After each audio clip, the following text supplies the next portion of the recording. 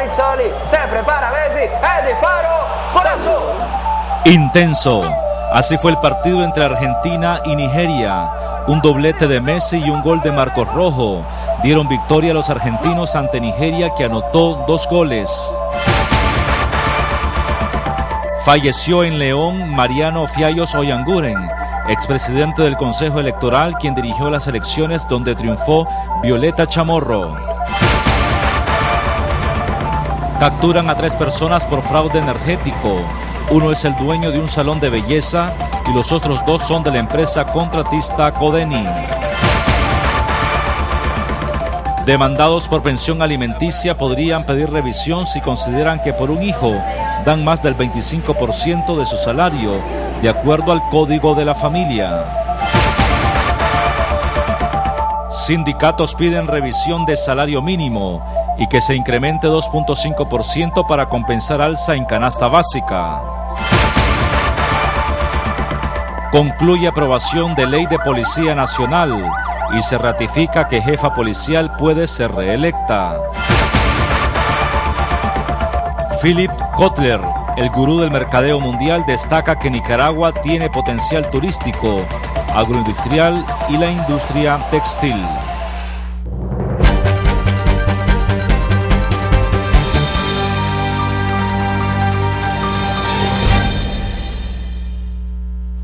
Gracias, amigos televidentes, por estar en sintonía de 100% Noticias. Canal 15 les saluda a esta hora Leticia Gaitán. Y recuerde que usted puede informarse a través de nuestra página web www.canal15.com.ni y también seguirnos a través de las redes sociales como Facebook y Twitter. Damos inicio a nuestras informaciones de aspecto nacional. Capturan a 3 personas por fraude energético. Además, matrícula creció 11%. El COSET y el gobierno en Washington. Veamos estas y otras informaciones a continuación en los tips económicos de 100% Noticias.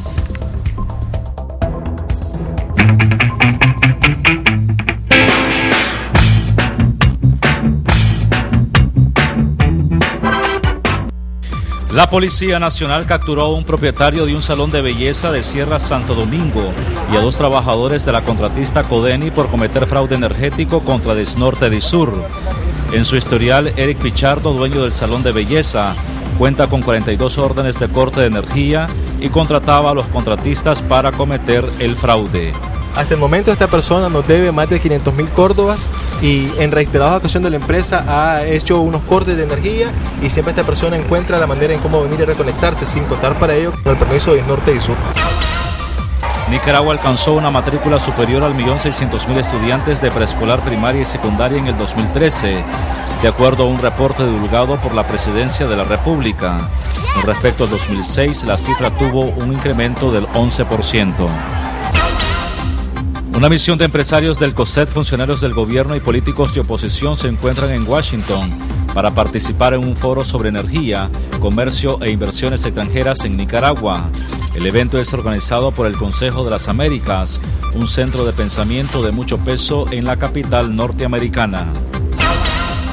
La actividad portuaria de América Latina creció un poco más del 1% al cierre del año pasado, debido a la desaceleración del comercio exterior en la región, según un informe de la CEPAL. Las operaciones de las terminales portuarias alcanzaron en 2013 los 46 millones de TEUs.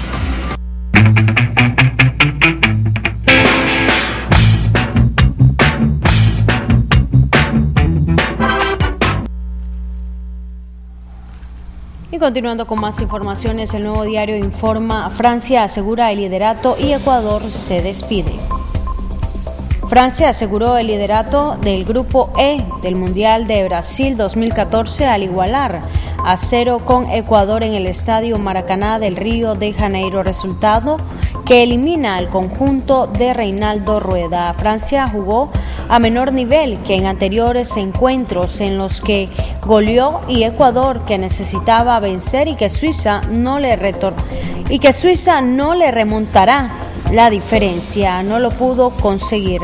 El equipo de Rueda jugó en inferioridad numérica desde el minuto 50, cuando fue expulsado su capitán Antonio Valencia por una dura entrada de Lucas Digne.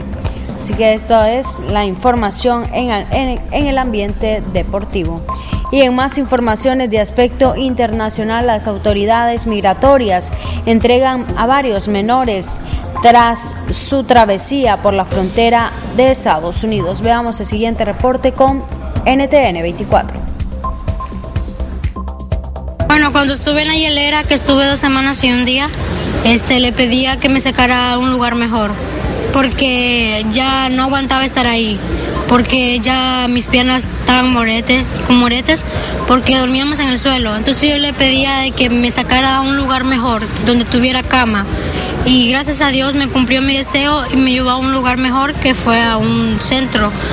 Y pues ahí en el centro le pedía fuerzas y le pedía de que me diera fuerza y que me diera fe y esperanza de poder salir de ese lugar y que fuera muy pronto, y pues fue así. Y me daba miedo porque ya había pasado por 2 más en Texas y era mi tercera, entonces me sentía desesperada, pero me ponía a pensar muchas cosas. ¿Será que aceptarán mis papeles? ¿Será que el gobierno no quiere aceptar? ¿Será que me van a deportar? Pero gracias a Dios estoy aquí. Sí, ellos peligran allá en El Salvador, ¿verdad? Y muchas veces los están forzando para que ellos se metan a las pandillas, ¿verdad? Y es por eso que muchas veces nosotros tratamos de que nuestros hijos vengan para acá. Así es que eso le digo al gobierno, que ha sido una buena oportunidad que están dando los muchachos para que ellos puedan mejorarse en este país. Pero debemos entender que esto no es una frontera abierta, y los que llegan atraviesan muchos peligros. Y yo creo que los gobiernos de Centroamérica en específico están empezando, pero se tardaron muchísimo en decirle a sus nacionales el increíble peligro que tienen que atravesar para llegar aquí. Muertes, asesinatos, ultraje. Hay niñas que llegan en cinta aquí a Estados Unidos. No le dicen el tren de la muerte simplemente porque es un paseo. En lo corrido de este año, 9.622 menores centroamericanos han intentado cruzar de manera ilegal la frontera mexicana rumbo a Estados Unidos. Así lo afirmó la subsecretaria de Población, Migración y Asuntos Religiosos del Ministerio de Gobernación de México, Mercedes Guillén. La funcionaria sustentó que la cifra iguala a la del balance final del año anterior. Guillén considera que el aumento del flujo de menores obedece a una lectura errónea sobre un mensaje del gobierno estadounidense acerca de una posible regularización temporal de los indocumentados. Los padres habrían creído que mediante el pago de miles de dólares podrían enviar a sus hijos para que tuvieran una mejor vida en la nación norteamericana.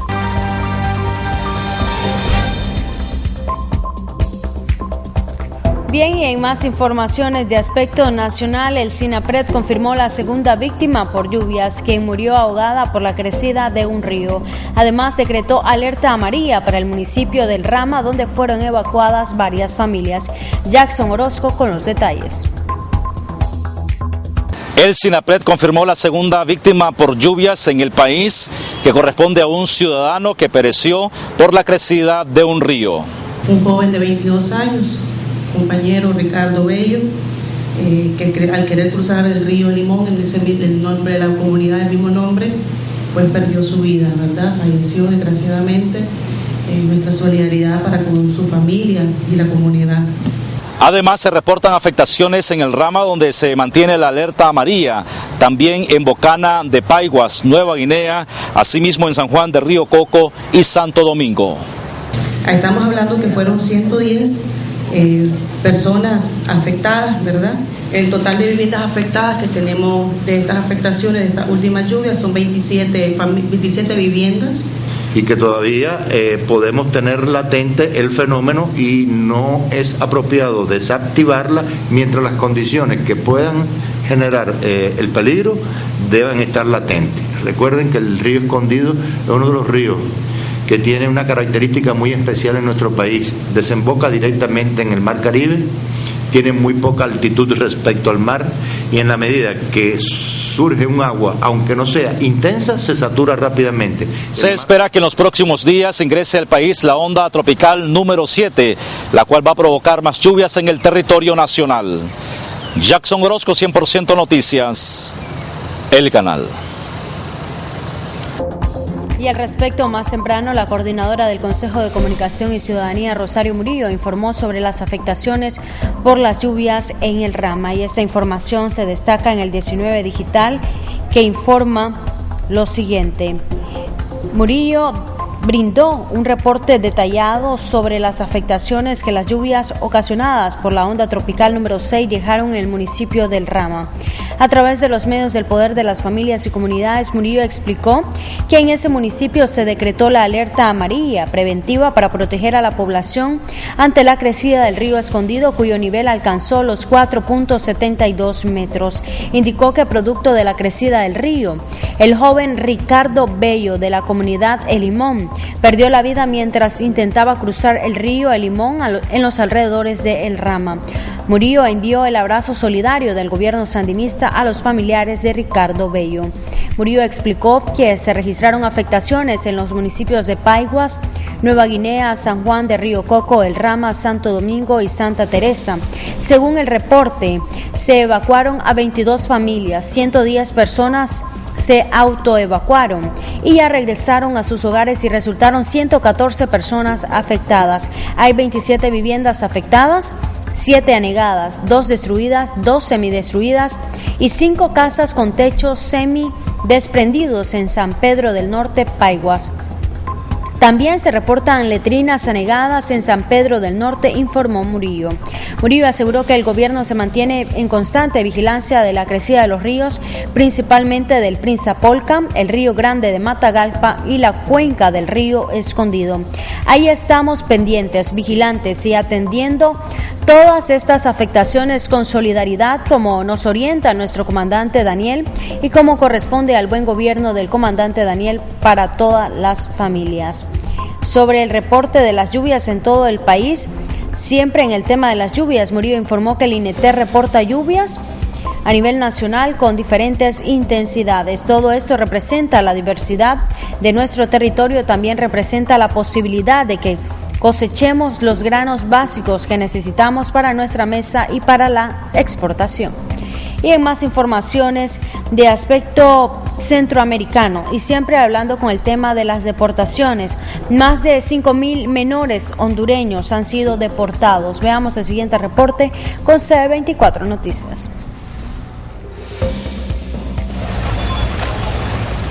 Este menor de 12 años, con su mochila en la espalda, la misma que lo acompañó hace 25 días cuando emprendió el camino hacia Estados Unidos en compañía de su madre, regresó deportado de México junto a 52 menores más. Porque aquí no es trabajo, uno que es madre soltera es duro y allá, o sea, no va a vivir uno como rey, pero va a tener otro estilo de vida y otra educación para los hijos, porque aquí esta educación es pésima.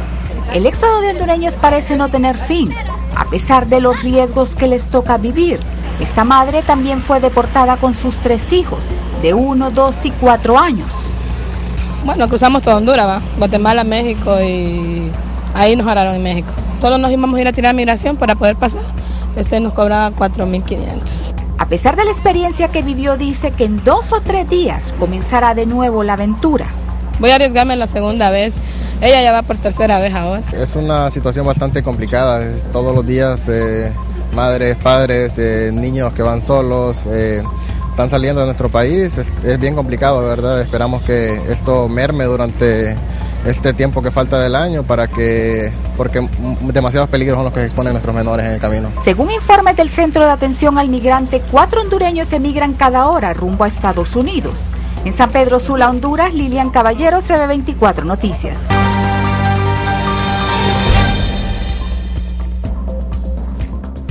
Y en más informaciones, periodista uruguayo asegura que la vida de Suárez es rebeldía pura. Veamos el siguiente reporte con NTN 24.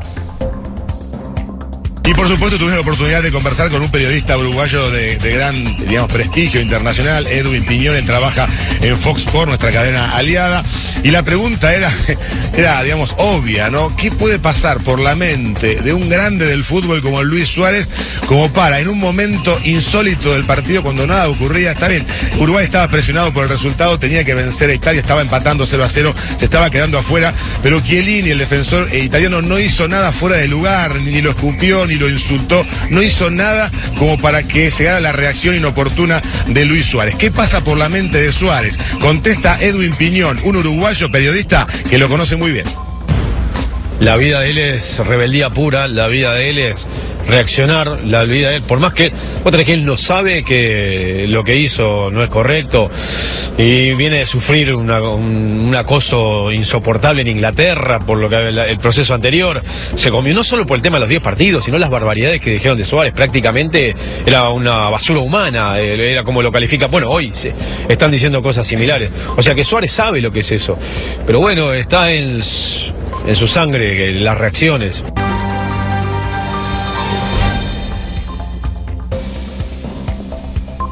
Y hay más información, el 19 Digital informa, Ministerio de Educación trabaja en prevención frente al chikungunya. Docentes, estudiantes, padres de familia y autoridades educativas de todo el país estarán trabajando de manera articulada para adoptar todas las medidas de prevención frente al virus del chikungunya, aseguró la viceministra de Educación Norma Irías. Según Irías, en todos los centros educativos del país se están implementando las medidas necesarias recomendadas por el Ministerio de Salud para mantener las escuelas limpias y libres de criaderos de zancudos. En este sentido, destacó que se hacen esfuerzos para controlar la basura y los recipientes que pudieran tener agua son eliminados antes de que el zancudo que transmite el chikungunya se reproduzca. Y en más informaciones, ya vamos a establecer contacto con Jefferson Aspria. Él es periodista de La Voz de América. Él nos tiene un reporte sobre un tema que abordó el Congreso en Estados Unidos y es referido a los niños migrantes de Centroamérica. Jefferson, ¿qué fue lo que se discutió en el Congreso de Estados Unidos en torno a estas deportaciones que se está haciendo de los niños centroamericanos? Te escuchamos. Hola, muy buenas tardes. Saludos a esta hora de La Voz de América desde el Congreso de los Estados Unidos. Efectivamente, la subcomisión de Relaciones Exteriores de la Cámara de Representantes realizó hoy una audiencia en torno a la crisis humanitaria generada por el incremento de los menores de edad sin acompañantes que cruzan la frontera en México tratando de ingresar a los Estados Unidos procedentes de los países de Centroamérica, entre ellos El Salvador, Nicaragua, Honduras y Guatemala. Los representantes, los legisladores han señalado que se trata de una crisis bastante complicada, que el gobierno estadounidense debe hacer todo lo necesario para atender esta crisis, pero también se ha dejado claro por parte de los funcionarios del gobierno estadounidense que no es cierto la información que se está dando a conocer en Centroamérica de que los menores que ingresan aquí de manera ilegal van a obtener alguna amnistía o algún visado para quedarse en los Estados Unidos. Eso no es cierto y cualquier menor que entre de manera ilegal aquí a Estados Unidos entrará en el proceso de remoción, entrará en un proceso de repatriación. No obstante, al inicio pues se atenderá la crisis humanitaria, recibirán la atención, pero entran en un proceso de repatriación. Jefferson, hasta el momento, es decir, ¿cuánto tiempo dura para repatriar a estos niños una vez que son atendidos ahí en la frontera en Estados Unidos? ¿Y cuáles son las atenciones que les brindan en cuanto a derechos humanos? Bueno, los derechos de los menores están siendo garantizados, se les ha respetado, se les está lo que han dicho las agencias del gobierno estadounidense que están encargadas de la atención a estos menores, es que se está cumpliendo con esta atención humanitaria que tiene que ver con cuidado de salud, alimentación, protección. Para eso se han destinado una serie de centros de atención a estos menores en varios estados de la Unión Americana. Y una vez son atendidos también entra su proceso donde se les entrega un documento para que puedan presentarse a una corte y allí esa corte de inmigración decida cuál es el futuro de estos menores. Lo que se sabe es que entran en el proceso de remoción y posteriormente podría darse su deportación o repatriación. No es un proceso de inmediato que se hace, pero sí es un proceso que toma algún tiempo, pero entran en un proceso de repatriación a sus países de origen. Por eso el gobierno de Estados Unidos trabaja con los gobiernos de Centroamérica para que primero se informe a los padres de familia de estos menores que no es cierto que tomar el riesgo de enviar a sus hijos a los Estados Unidos les garantiza una protección o les garantiza un estatus migratorio. Eso no es el punto. Van a ser repatriados a sus países de origen. Se menciona a Nicaragua como uno de los países que también niños son repatriados, pero aquí no se conoce la cifra realmente de cuántos niños están siendo repatriados específicamente de Nicaragua. ¿De alguna manera ustedes tienen un dato o se ha mencionado el dato de cuántos niños pertenecen a Nicaragua? No tenemos dato discriminado por países. Lo cierto sí es que la mayoría de los menores proceden de El Salvador, Guatemala, Honduras. Por supuesto, hay niños procedentes de otros países de Centroamérica, como Nicaragua, México, Costa Rica, pero la mayoría provienen de los 3 países que les mencioné antes. ¿Qué coordinaciones se estarían estableciendo entre los gobiernos de Centroamérica y de Estados Unidos para frenar que los niños migren? Es decir, ¿qué está pasando en las fronteras de los países centroamericanos y la otra que permiten o de alguna manera los puntos ciegos para que estos niños puedan llegar hasta Estados Unidos? Bueno, lo que han dicho funcionarios de la administración Obama, del Departamento de Estado y de la Agencia de los Estados Unidos para el Desarrollo es que se trabaja en coordinación con los gobiernos de estos países en Centroamérica, primero para informarles, para que tomen medidas que detengan este flujo masivo de menores en inmigración ilegal, pero también Estados Unidos mantiene su compromiso de cooperación con estos gobiernos para atacar los problemas sociales que provocan que muchos padres tomen la decisión de enviar a sus hijos a través de estos grupos, estas bandas que se encargan de dejarlos en la frontera para que ingresen hacia los Estados Unidos. ¿Cuáles son las edades? ¿Cuáles son las edades que promedian los niños que cruzan la frontera? Son menores que van desde las edades de 2, 3 años e incluso hasta los 14, 16 años que están tratando de ingresar a los Estados Unidos. Jefferson, la última pregunta.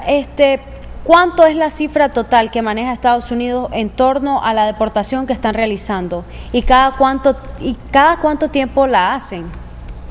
Bueno, el dato que tenemos es que por lo menos a estas alturas, en los últimos 3 años, unos 52,000 niños han llegado en los últimos 4 años de forma ilegal cruzando la frontera a los Estados Unidos. ¿Cada cuánto hacen las deportaciones? ¿Cada cuánto tiempo? Es un proceso que está constante. El Departamento de Seguridad Nacional, la unidad encargada de lo que es el problema de inmigración, está trabajando y permanentemente está realizando este proceso. Los menores entran en su proceso. No es un proceso que toma 1 o 2 días, pero es un proceso que tiene varias semanas. ¿Se puede decir entonces que en estos últimos años se ha aumentado la migración de los niños? Bueno, la crisis se ha generado justamente porque se ha provocado un incremento desmedido, sorpresivo, que no se esperaba, del aumento de menores que tratan de cruzar la frontera justamente este año. Muchísimas gracias, Jefferson Aspria, periodista de La Voz de América desde el Congreso de los Estados Unidos, donde se aborda este tema de la migración, específicamente de Centroamérica. Muchas gracias, Jefferson. Buenas tardes. Y continuando con más informaciones, siempre de aspecto internacional.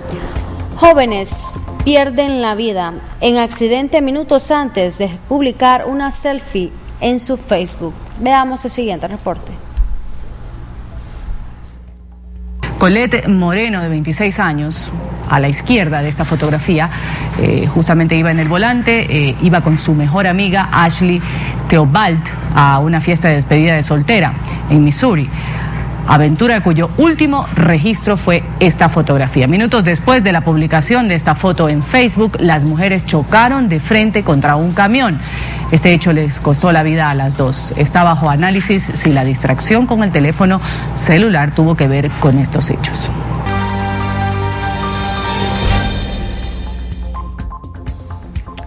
Siempre en temas internacionales, disturbios y algunos detenidos durante la celebración del partido entre México contra Croacia.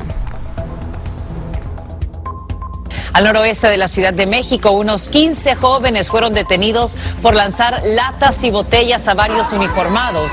Al menos 3 de los policías resultaron heridos. Aunque a nivel nacional el festejo continúa este martes, autoridades ya trabajan en un operativo para proteger a los hinchas durante el próximo partido del domingo, cuando el Tri se enfrente en octavos de final a la Naranja Mecánica de Holanda. Y de este lado de la frontera también hubo una mezcla de júbilo y desenfreno en las festividades en Los Ángeles. La alegría de decenas de aficionados se tornó violenta cuando un grupo de ellos comenzó a agitar un auto y a lanzar botellas a policías a caballo. Ese incidente dejó al menos una lesionada y conllevó a un par de arrestos. Mientras en Plaza México, donde se congregaron unas 2.300 personas para ver el partido entre México y Croacia, un helicóptero sobrevoló el área luego que alguaciles tuvieron que calmar a varios asistentes que festejaron sin control rodeando y empujando un autobús escolar.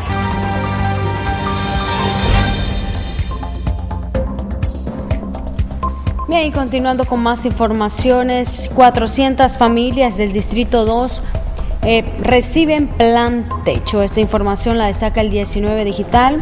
Un día de alegría vivieron 400 familias de los barrios Bataola Norte y Sur, Cristo del Rosario, Edgarland y Santana, a quienes este miércoles el gobierno sandinista les garantizó mejores condiciones de vida a través del plan techo. Estas familias señalaron que el techo de sus viviendas está en pésimas condiciones, de tal manera que las 10 láminas de zinc que les ha entregado el gobierno les viene a traer más seguridad. Claro que me voy a sentir más segura. Esta es una gran ayuda del comandante Daniel a nosotros los más pobres, que ahora vamos a poder cambiar las láminas de zinc que nos sirven en nuestras casas, manifestó Norma Aburto, habitante del barrio Bataola Norte. Y en más informaciones, siempre de aspecto internacional, peligrosa cadena de tormentas avanza por varias regiones de Estados Unidos. Veamos el siguiente reporte, cortesía de Univisión. Una línea de tormentas severas atravesó la región central de Indiana, provocando al menos 2 tornados. Un torbellino de la menor escala causó daños a varias casas y vehículos en el condado Hendricks. Ramas y árboles completos fueron derribados.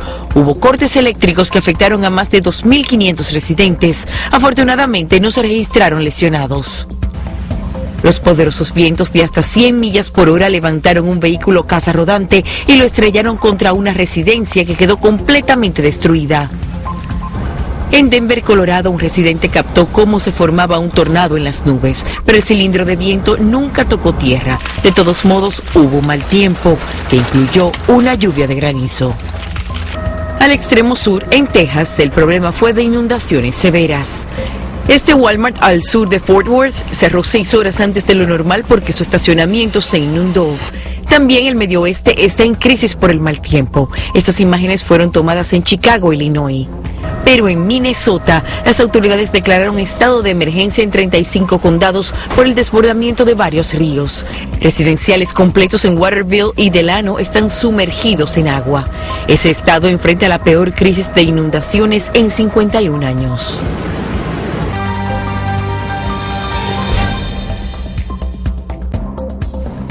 Y en más informaciones, Argentina clasifica como primera del grupo. Veamos el siguiente reporte con AFP.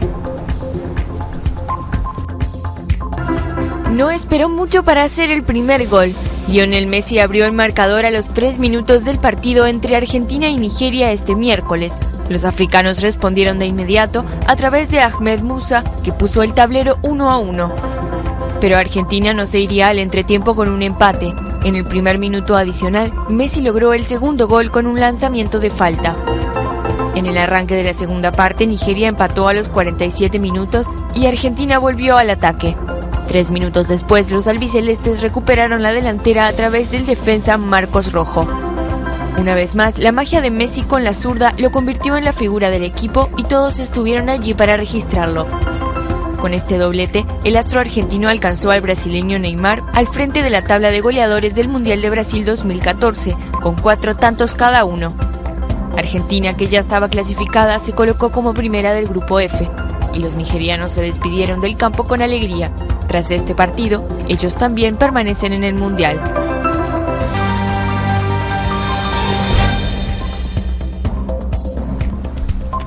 Y en más informaciones, siempre de aspecto deportivo, Uruguay apoyó a Suárez pese al mordisco.